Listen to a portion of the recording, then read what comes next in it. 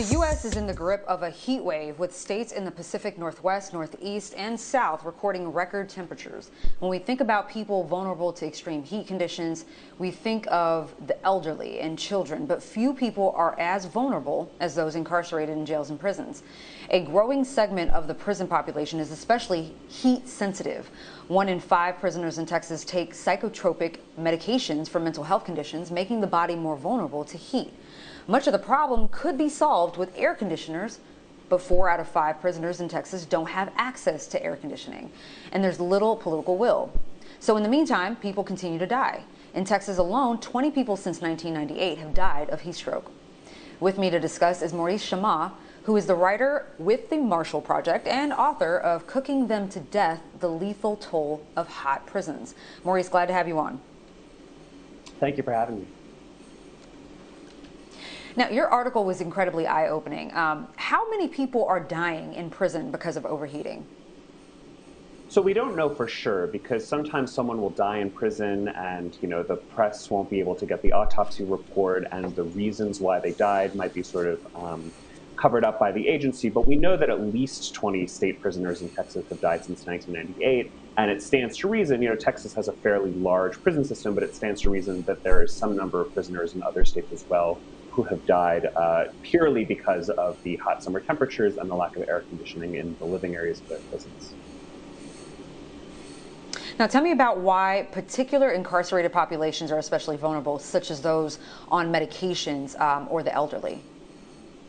Sure. So, there's a variety of things about our bodies that make them sort of more vulnerable to heat in the summer. And we sort of take for granted that a lot of us can, step outside of our house and catch a breeze, or can, dump water on our heads, take a shower, do something at the hottest times of the day, even if we don't have air conditioning in our homes. But in prisons, a lot of prisoners, especially those in solitary confinement, but even those in just the regular prison population, are unable to actually get out of their cells. And so as it heats up in the summer, it may be 100 degrees outside, but it can be as much as 130, 140, even I've heard 150 when you factor in the heat index. And at that level of heat, the body is not even cooling itself through sweat. Sweat is just rolling off, and it's not actually cooling the body the way that it would if there was a breeze outside and you were standing in it.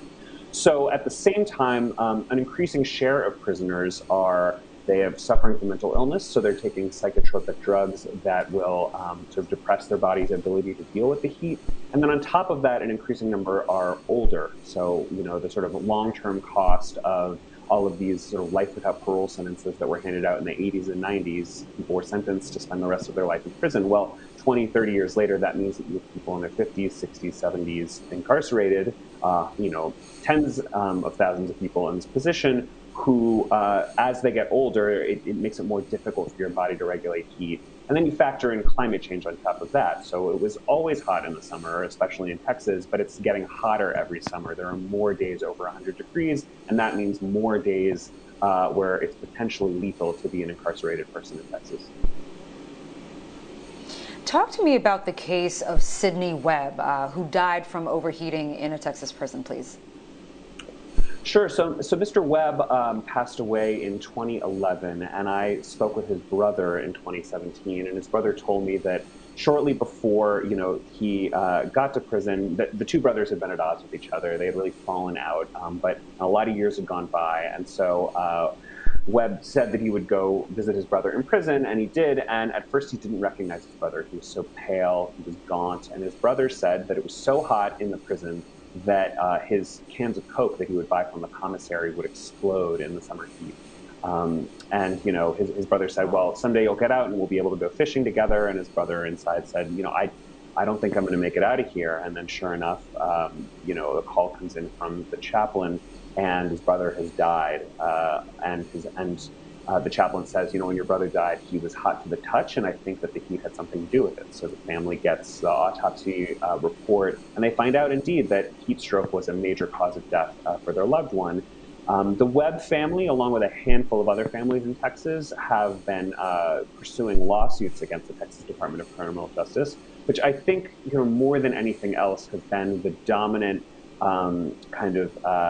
news peg that's sort of drawn attention to the deadly summer heat. There's also been a big lawsuit where a lot of Texas prisoners have basically mounted an argument in court that they're, as a class action suit, are at risk of death from the summer heat and the lack of air conditioning. But it's these families, I think, and the sort of horror stories of losing a loved one, not to old age and not to disease, but to something completely preventable that just air conditioning would solve, I think is especially traumatic to them. And then you factor in the fact that the state spends, millions of dollars defending these lawsuits, and that's money that could just get spent on the actual air conditioning that would save lives. So why has Texas been the focal point for so much of the litigation due to overheated prisons? Well, I think one reason is because Texas has a very large prison population, and it's also a very hot state, but you're right. I mean, the same thing is probably happening in a lot of other southern states. I remember looking at the website of the Florida Department of Corrections, and there's a part of the website that says common misconceptions about prison, and it names air conditioning as a misconception that people have, where they almost want to head off the idea that anyone thinks prison is too comfortable. So they say, well, you can't get television in prison and you can't get air conditioning. But the secret of that is that it's not just about punishing them. It's deadly, and it is,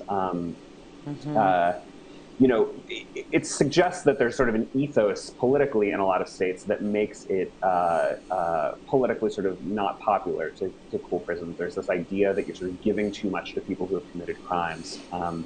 Texas has become the focal point, in part because of all these lawsuits, and in part because every 2 years a group of activists and the families of these loved ones who have died in prison go back to the Texas legislature and say, here you have another opportunity to air condition the prisons. And every 2 years the state's legislature, usually there's a bill to air condition the prisons, and it fails. And mostly, a combination of Republicans and Democrats support the bill, but then a majority vote the bill down, and the prisons don't get air conditioning. The argument always being that it's too expensive to air condition the prisons. And that's sort of where we're at. So I think every year or two, we're going to start hearing about more deaths in Texas prisons, more lawsuits, more failed legislative bills, and the issue is just not going to go away as the planet gets hotter. It's such an indictment on our society that we can't provide, just the basic, needs, such as air conditioning for people that are incarcerated. It's such a shame. Maurice Chamma, writer with the Marshall Project, thank you again for coming on. Thank you so much for having me. Really appreciate you. Really appreciate it.